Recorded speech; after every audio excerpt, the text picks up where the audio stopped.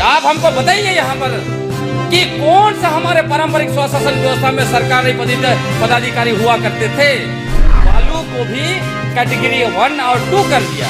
Category 1 को जो है कि ग्राम सभा को देंगे, जहाँ थोड़ा बालू या थर्ड क्लास का बालू निकलेगा, और कैटेगरी 2 को आप बेच के 200 करोड़ निकालेंगे। मतलब मलाई आप खाएंगे, आप जोरन हमको देंगे।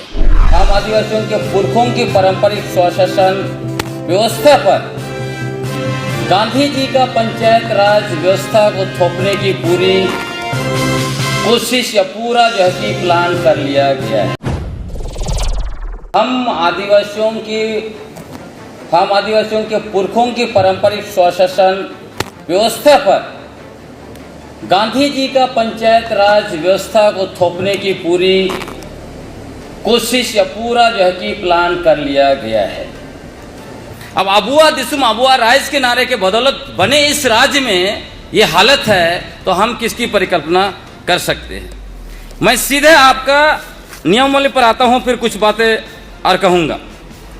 मुझे लगता है कि पंचायत विभाग में जो अफसर हैं बहुत ही विद्वान अफसर हैं। मतलब 3 साल से पैसा नियमावली बना रहे हैं, 3 ड्राफ्ट आया है और ऐसा किया जा रहा है, लगता है कि हम लोगों को कुछ समझ में नहीं आएगा। आदिवासी लोग बेवकूफ़ ही यहाँ पर हैं। बताना चाहता हूँ क्या। पहला पैसा नियमावली आपने 2022 में डाला, उसमें क्या अधिनियम का अर्थ झारखंड पंचायत राज अधिनियम, नियमावली मतलब झारखंड पंचायत राज अधिनियम 2001। फिर जो है कि बीच में ड्राफ्ट है, हमने सवाल उठाया कि पैसा कानून आप लागू करना चाहते हैं और झारखंड पंचायत राज अधिनियम कैसे आ गया इसमें। तब उसमें क्या कहते हैं, बदल के लेके आते हैं अधिनियम का अर्थ पैसा अधिनियम और धाराएं पंचायत राज अधिनियम की धाराएं। फिर उसमें कहा जाता है विभाग द्वारा कि महाधिवक्ता के द्वारा जो है मंतव्य प्राप्त कर दिया गया है। बाप रे बाप। फिर हम लोग जब इसको उजागर करते हैं, तब अभी का ड्राफ्ट जो आपने लाया है उसमें आपने क्या कर दिया है, अधिनियम का अर्थ पैसा लिखा और नियम मतलब उसमें धाराएं जो होंगे उसका परिभाषा आपने गायब कर दिया। और अंदर जाएंगे तो इतना चालाकी से हर जगह पंचायत राज अधिनियम 2001, पंचायत राज अधिनियम 2001, पंचायत राज अधिनियम 2001। यदि आपको पंचायत राज अधिनियम ही लागू करना है तो 2003 नियमावली से लागू है। आप क्यों हम लोगों को बेवकूफ बनाने की कोशिश कर रहे हैं, ये हम लोग जानना चाहते हैं। पैसा नियमावली बनाने में आपकी सरकार को 3 साल लग जाता है। आप बालू के लिए नियमावली बनाते हैं, आपको जो है कि कैबिनेट में तुरंत पारित हो जाता है। मतलब हमें जहां अधिकार आपको देना है उसके लिए आप नहीं करना चाहते हैं, और जहां जो है कि आप पूंजीपतियों को, आपकी सरकार को 200 करोड़ बालू बेचना है तो आपको नियमावली तुरंत बन जाता है भाई।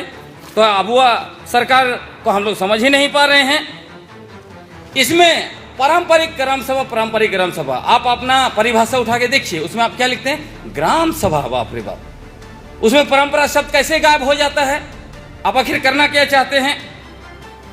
आप जो है ग्राम सभा की परिभाषा भी, फिर आप आते हैं वहीं पे जेपीआरए का ही परिभाषा धारा 3, उसी टाइप का। आगे चलिए, पारंपरिक ग्राम सभा का आप बात करते हैं, लेकिन विशेष बैठक उदाहरण के लिए भूमि अधिग्रहण का, उसको बुलाने का अधिकार आप मुखिया को दे रहे हैं। बाप रे बाप। उसके बाद सचिव भी आप एक सरकारी व्यक्ति। आप हमको बताइए यहाँ पर कि कौन सा हमारे पारंपरिक स्वशासन व्यवस्था में सरकारी पदाधिकारी हुआ करते थे।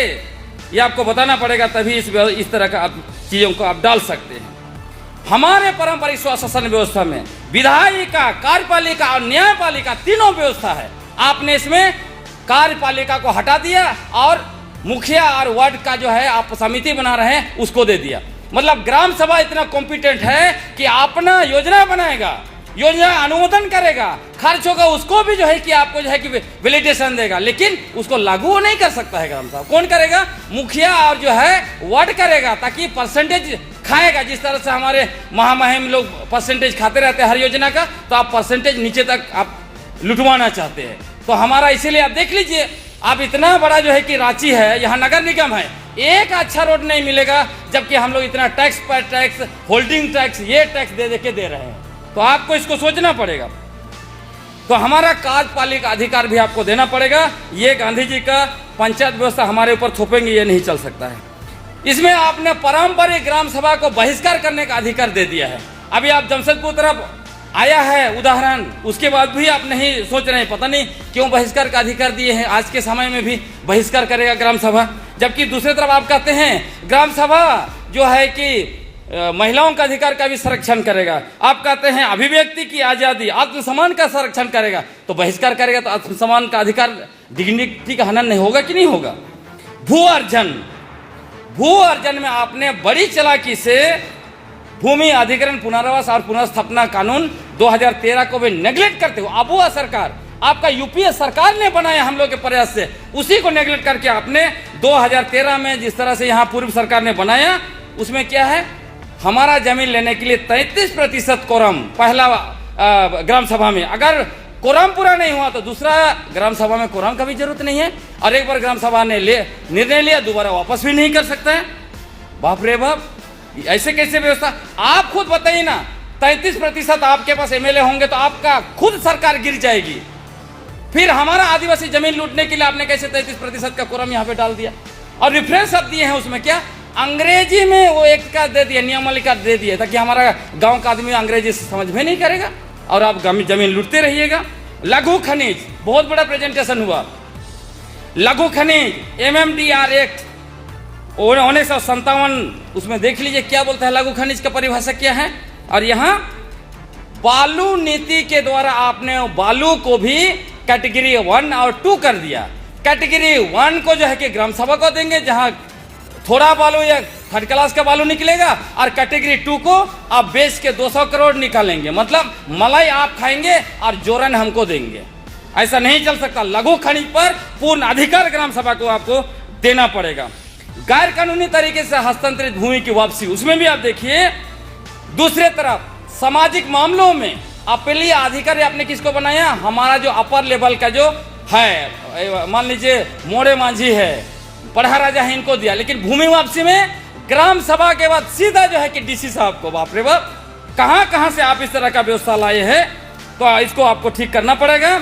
और मैं आपको कहना चाहता हूं कुछ 2-4 बातें और खत्म करूंगा।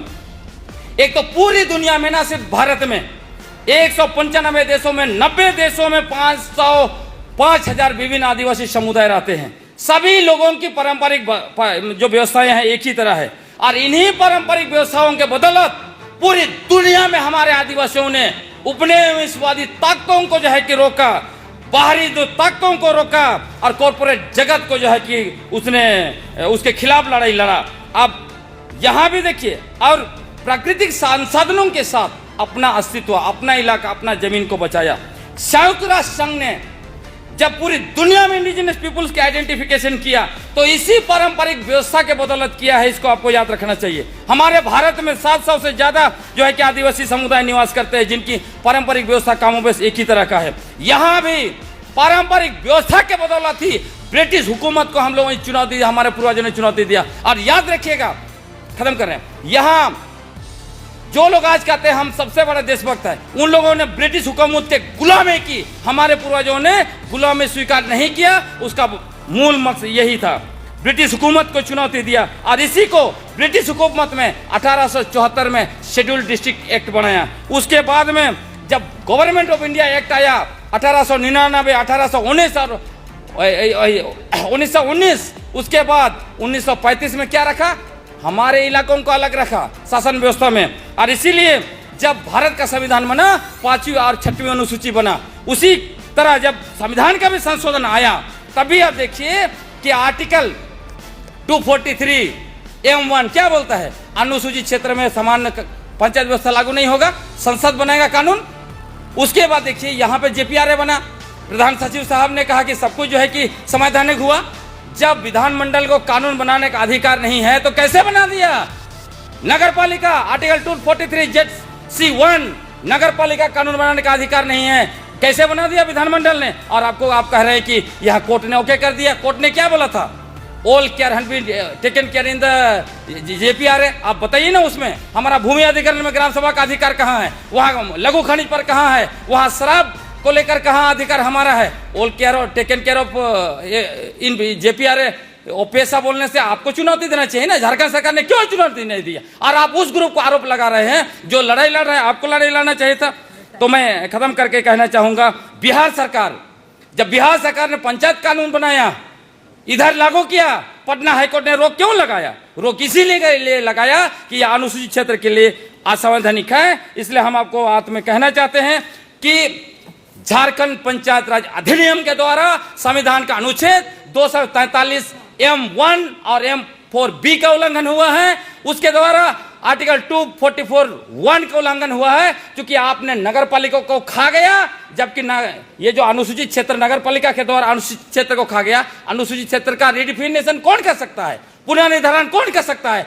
5वीं अनुसूची पैरा 6(2) के तहत महामहिम राष्ट्रपति कर सकती है। तो लेकिन यहां पर कैसे हो गया, विधानमंडल ने कैसे उसको कर दिया? उसके बाद ये 2 इंडिपेंडेंट कानून है। आपने जब JPRA बनाया उसमें कहीं पेशा का रेफरेंस नहीं है, इसलिए मैं ये कह के खत्म करना चाहता हूं कि ये इंडिपेंडेंट कानून है, आर्टिकल 254 का भी वायलेशन है। इसलिए झारखंड के अनुसूचित क्षेत्र से आपको झारखंड पंचायत राज अधिनियम 2001 और नगर पालिका अधिनियम 2011 को हटाना पड़ेगा। अब पेशा नियमावली बनाए रहे हैं, पेशा नियमावली बनाइए। नगर ये पंचायत व्यवस्था और हमारा पारंपरिक स्वायत्त शासन व्यवस्था का खिचड़ी परोसना हमने बंद कीजिए। बहुत बहुत